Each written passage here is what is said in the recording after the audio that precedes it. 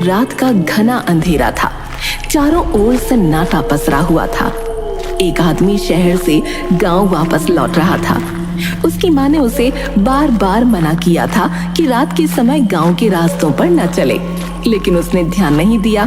पर अब बीच रास्ते में उसे कुछ अजीब महसूस हो रहा था। हे भगवान, क्या कोई मेरे पीछे चल रहा है? मुड़कर देखूं या नहीं? माँ कहती है ऐसे में मुड़कर नहीं देखना चाहिए।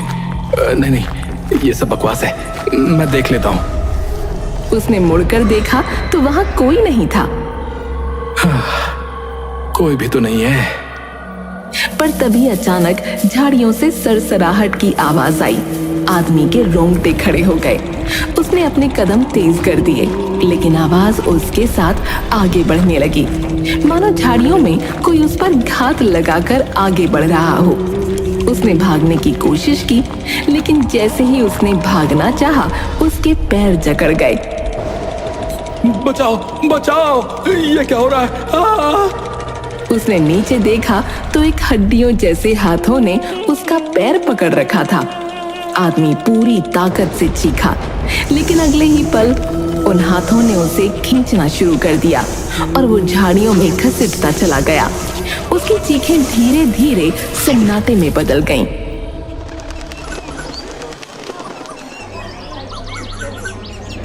अरे तुमने सुना? रात को फिर एक आदमी गायब हो गया भैया।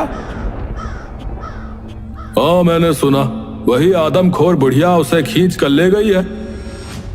कहाँ से आई है ये बुढ़िया है? ये तो बहुत खतरनाक हो गई है भैया।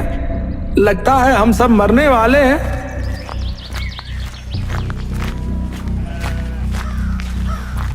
ये कैसे पता चला कि ये सब कोई आदमखोर बुढ़िया कर रही है? अरे संजय भैया, कुछ लोगों ने उसे देखा है। एक दो लोग उससे बचकर भी आए हैं। हाँ, वो बहुत ही डरावनी है। बड़े बड़े दांत, लंबे नाखून और उसके हाथ तो हड्डियों जैसे पतले हैं।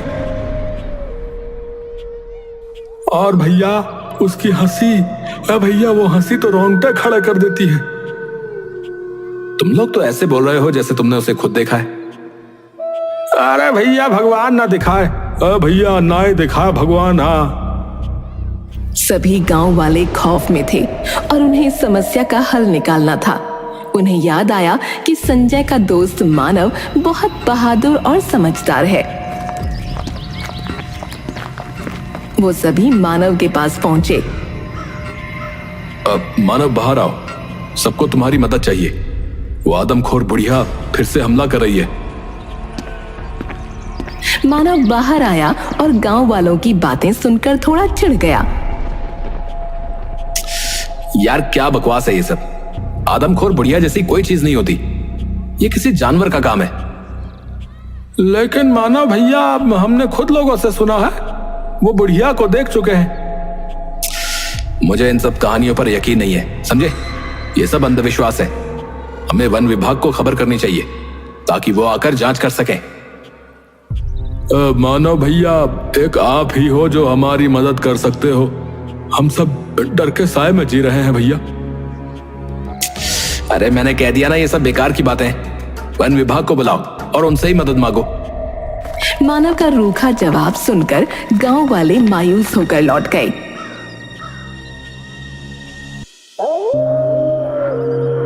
उसी रात शंकर नाम का एक आदमी जो थोड़ा मंद बुद्धि था, अपने घर से बाहर निकला और जंगल की तरफ जाने लगा। जंगल का रास्ता अंधेरे और सन्नाटे में डूबा था। अचानक उसे महसूस हुआ कि कोई उसका पीछा कर रहा है। उसने मुड़कर देखा, लेकिन वहां कोई नहीं था। कौन है वहां? कौन है? अचानक कहाँ गायब हो गए? अच्छा, छुपन छुपाई खेल रहे हो क्या?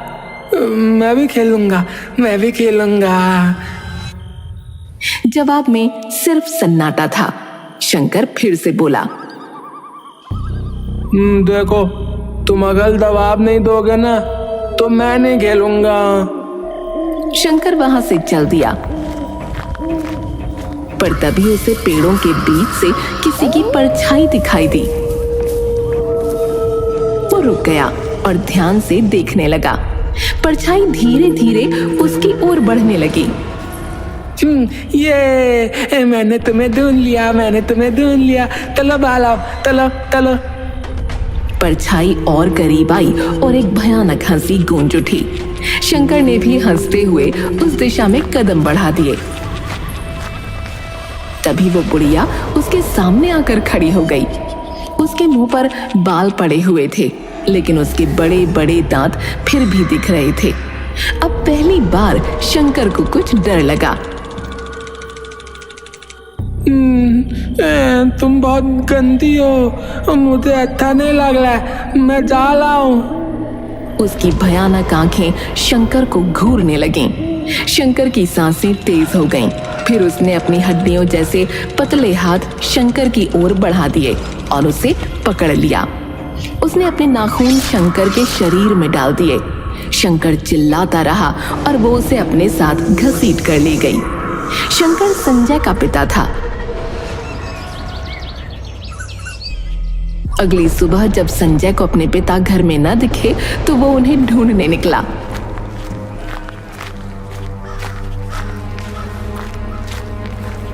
उसे उनका एक हाथ कटा पड़ा मिला। पिताजी, ये क्या हो गया? आप मुझे छोड़कर क्यों चले गए? अब मेरा क्या होगा? मैं आपके बिना मर जाऊंगा। उसने फौरन जाकर इस बारे में गांव वालों को बताया।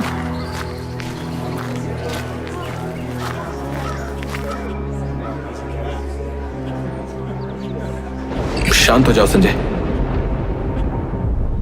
वो बेचारे कुछ समझते भी नहीं थे, जाने रात में क्यों निकल गए। ये जरूर उस आदमखोर बुढ़िया का काम है। वो धीरे धीरे हम सबको मार देगी। संजय, ये किसी जंगली जानवर का काम है यार।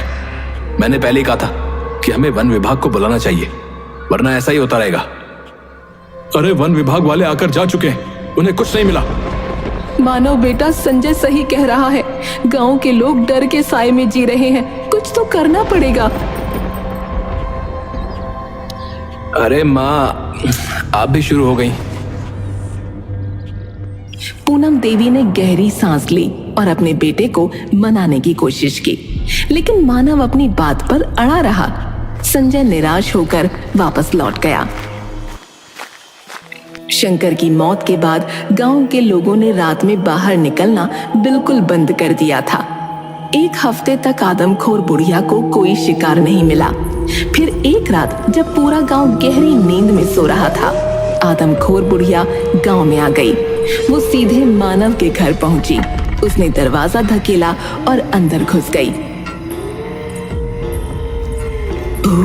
मुझे भूख लगी है। वो पूनम देवी को देखकर उसकी ओर बढ़ने लगी। पूनम देवी गहरी नींद में थीं। जैसे ही बुढ़िया ने पूनम देवी को पकड़ा, वो चीख उठी, बचाओ, मारो बेटा, बचाओ। उनकी चीख सुनकर मानव की आंख खुल गई। उसने देखा कि एक भयानक बुढ़िया उसकी माँ को घसीट रही है। छोड़ दे मेरी माँ को, छोड़ दे, छोड़। मानव ने अपनी पूरी ताकत से बुढ़िया को रोकने की कोशिश की, लेकिन उसने उसे धक्का दे दिया। मानव का सिर दीवार से जा टकराया और वो बेहोश हो गया।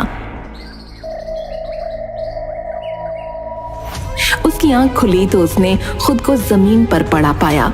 उसके सिर में भयानक दर्द हो रहा था। उसे धीरे धीरे पिछली रात की घटनाएं याद आईं। वो तुरंत बाहर की ओर भागा और गांव वालों को इकट्ठा करके बोला, मेरी माँ को उस आदमखोर बुढ़िया ने उठा लिया है। मैंने उसे देखा है। अब मानते हो कि वो बुढ़िया सच में है? बड़े बहादुर बनते थे, कह रहे थे जानवर है। अब तो खुद ही देख लिया ना। अब हाँ, मैंने खुद उसे देखा है। वो एक बूढ़ी औरत है, और अगर वो मेरे सामने आ जाए तो मैं उसे तुरंत पहचान लूंगा। वो हमारे ही गांव की कोई बुढ़िया है। वो लाल साड़ी पहने हुए थी, जिस पर सफेद फूल बने हुए थे। ये सुनकर गांव वाले डर गए, क्योंकि ऐसी साड़ी उन्होंने अपने गांव में किसी को पहने देखा था, पर किसको ये उन्हें याद नहीं था। तो अब क्या करेंगे मानव? हमें उस बुढ़िया से बचना होगा। हम सब मिलकर उसे ढूंढेंगे और रोकेंगे। ये हमारी ही गांव की कोई बुढ़िया है, हमें पता लगाना होगा कि वो कौन है। मानव ने दिन भर उस आदमखोर बुढ़िया को ढूंढने की कोशिश की। गांव का चप्पा चप्पा छान मारा, लेकिन बुढ़िया का कोई अता पता नहीं चला। शाम हो चुकी थी और सूरज धीरे धीरे ढलने लगा था। मानव की उम्मीदें टूटने लगी थीं, लेकिन तभी उसकी नजर पड़ोस में रहने वाली कमला देवी पर पड़ी। ये तो वही साड़ी है जो आदमखोर बुढ़िया ने पहनी थी। हे भगवान, मैंने पूरा गांव देख लिया और पड़ोस में देखना भूल गया। वो तेजी से कमला देवी के पास गया और उसे पकड़ लिया। तुम ही हो वो आदमखोर बुढ़िया? क्या बकवास कर रहे हो मानव? मुझे छोड़ो। मेरे पति को तो खुद वो आदमखोर बुढ़िया ले गई थी और तुम मुझे पकड़ रहे हो। ये होते देख लोग इकट्ठा हो गए। मानव, छोड़ दो अम्मा को, तुम गलत समझ रहे हो। हाँ, अम्मा ऐसा नहीं कर सकती, पागल मत बनो। मानव ने कमला देवी को कसकर पकड़ रखा था और अपनी बात पर अड़ा हुआ था। तभी सूरज ढल गया और अचानक कमला देवी का चेहरा बदलने लगा और उसके शरीर में अजीब सी हरकतें शुरू हो गईं। देखो देखो सब, ये वही आदमखोर बुढ़िया है। छोड़ मुझे। हे भगवान, ये कैसे हो सकता है? उनकी आंखें लाल हो गईं और नाखून लंबे और तेज हो गए। उनकी शक्ल धीरे धीरे आदमखोर बुढ़िया में बदल गई। गांव वाले दंग रह गए और डर से कांपने लगे। जल्दी से इसको बांध दो, वरना ये हम लोगों पर हमला कर देगी। मैं रस्सी लाता हूं। संजय रस्सी लाया और उन लोगों ने बड़ी मुश्किल से उस आदमखोर बुढ़िया को बांध दिया, लेकिन बहुत पूछने के बाद भी उन्हें कोई जवाब न मिला। मानव, मुझे लगता है ये अम्मा ये अपनी मर्जी से नहीं कर रही हैं। ये कोई तंत्र विद्या या काले जादू का असर है। मुझे भी यही लग रहा है। मेरे पास एक आइडिया है। ये रात मेरी माँ को घसीट कर ले गई थी ना, तो हम लोग उनके निशान के रास्ते पर जाते हैं। आखिर पता तो चले कि ये लोगों को ले कहां जाती है। वो दोनों और कुछ गांव वाले खून के निशानों के सहारे चलना शुरू करते हैं और जंगल के काफी अंदर एक गुफा तक पहुंचते हैं। चलो इस गुफा के अंदर चलते हैं। अब मुझे डर लग रहा है यार। अरे डर किस बात का? आदमखोर बुढ़िया तो गांव में बंधी हुई है। वो लोग अंदर जाते हैं तो देखते हैं कि वहाँ एक तांत्रिक बैठा हुआ है, जिसके आसपास नर कंकाल रखे हुए हैं। ये तो माँ के पति हैं। ये जिंदा है? हाँ, मैं जिंदा हूं। पर ये चल क्या रहा है? क्या आपने अपनी पत्नी को आदमखोर बनाया है? हाँ, मैं एक काला जादू करने वाला तांत्रिक हूं। मैं इस पूरे गांव को अपने वश में करना चाहता था, जिसके लिए मुझे एक नर बलि देनी थी। लेकिन मेरी पत्नी ने मुझे ऐसा करने से मना कर दिया और धमकी दी कि वो सबको बता देगी। इसलिए मैं वहां से चला आया और काला जादू करके उसे आदमखोर बना दिया। ऐसे में अब वो खुद इस पूरे गांव को साफ कर देगी।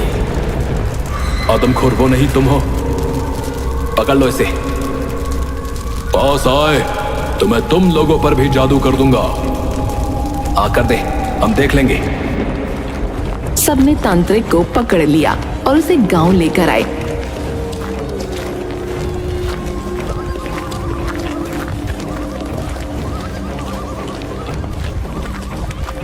और उसे कमला देवी के सामने बांधकर कमला देवी को छोड़ दिया।